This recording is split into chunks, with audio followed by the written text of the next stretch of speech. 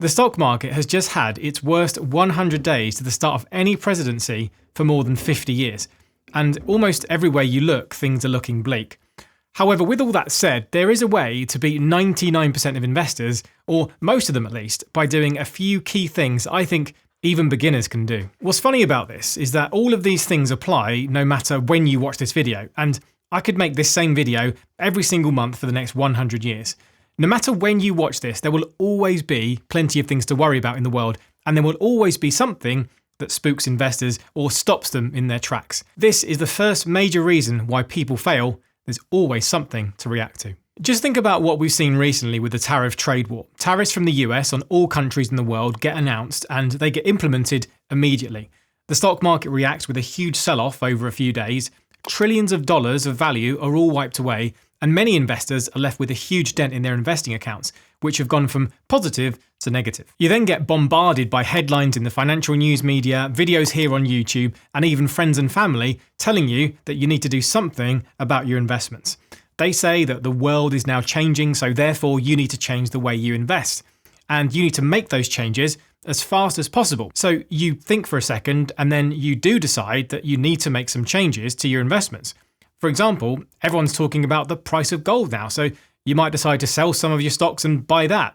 You also might sell some of your US stocks and buy European ones instead. All of this sounds like a good thing to do and seems perfectly rational. But if you looked at some of the data around this behaviour, you'd be shocked. Let me show you this amazing bit of research done just before the dot-com bubble exploded. This paper, called Trading is Hazardous to Your Wealth, was put together by two very famous academics. In the paper, they look at all of the buys and sells of households who used a discount broker and track their performance between 1991 and 1996.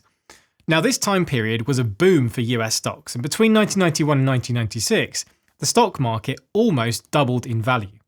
On average, you would expect most people to have done really well.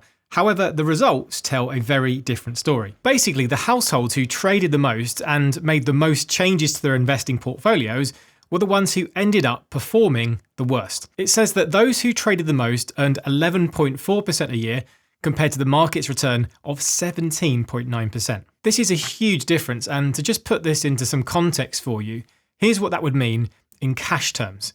If you were to invest, say, £10,000 and get a return of 11.4% a year for 5 years in a row, you end up with £17,156.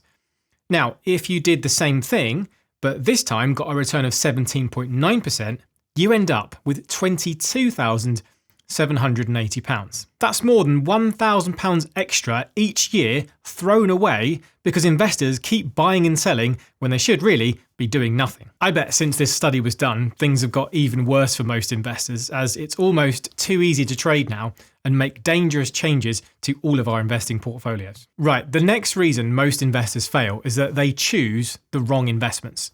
This point kind of leads us on from the point before, because we live in a world where there are a million things going on, all competing for our attention. It's the same in the investing world if you think about it, as there's always a few stocks that are currently the hot and exciting thing. It might be AI one week, robots the next, or maybe even self-driving cars for another. The point is, our attention gets moved from one thing to the next, and as we're humans, we're not very good at sticking with something for the very long term. Let me show you this to explain things a bit better. On screen now is something called an asset return heat map. Now basically, it shows us what type of investment has performed the best over each year, going back almost 10 years.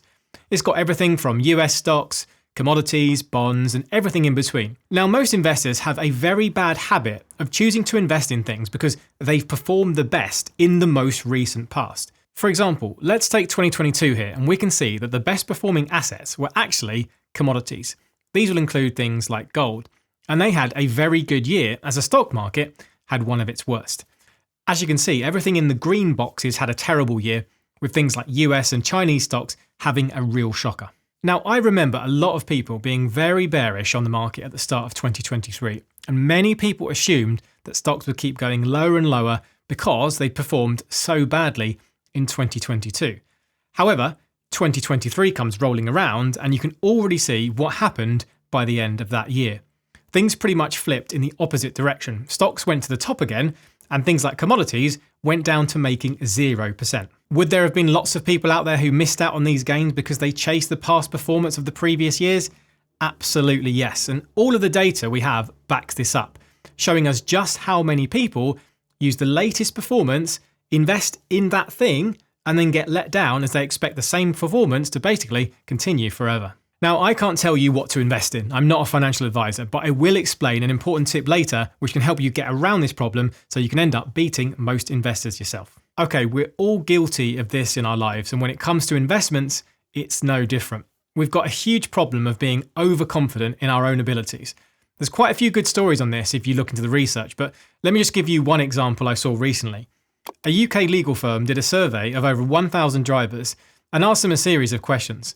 They asked things like whether they'd been involved in an accident and whether they thought that their driving had improved over time.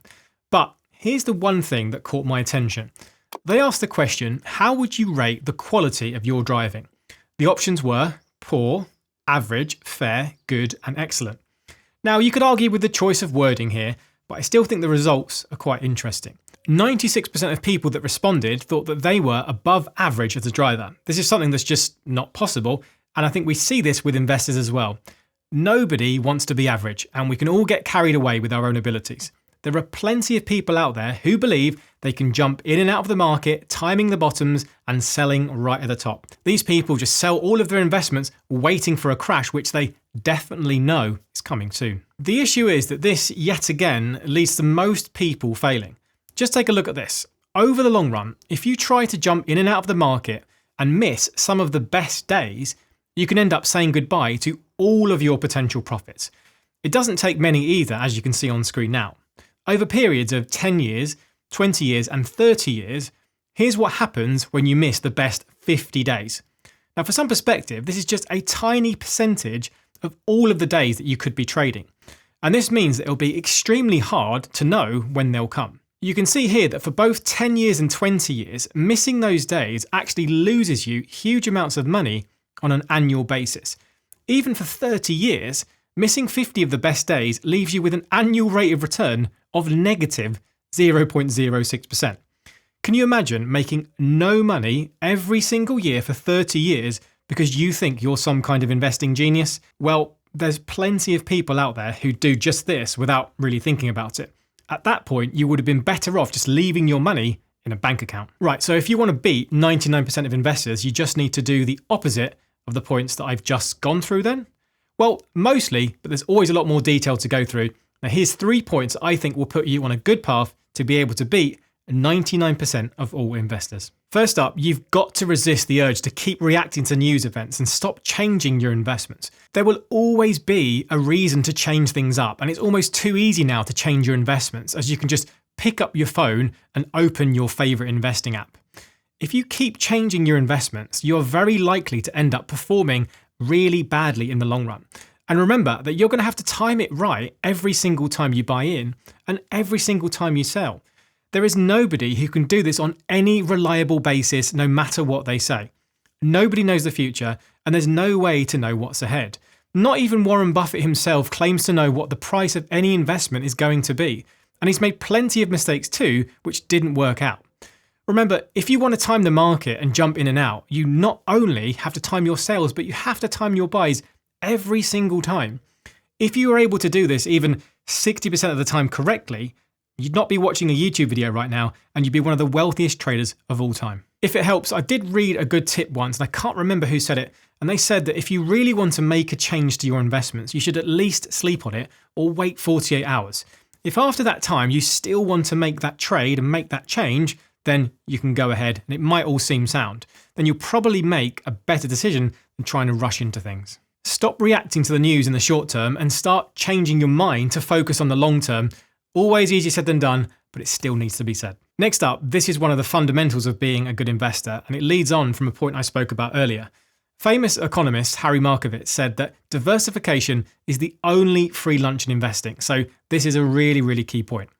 Remember that heat map with all the different types of investments showing how each of them performed well each year? Well, rather than trying to choose the right investments and making a guess on which ones are going to do well in the long term, you can just own all of them, or at least as many as possible, and you'll end up doing better than 99% of people out there, including the professionals. You can do this using something called an index fund, and these types of investments can give you loads of different assets inside of them. For example, I'm a big fan of investing globally and getting shares in different companies from lots of different countries. Inside of a global index fund, you'll get shares in US companies, European companies, UK companies, and even Chinese companies.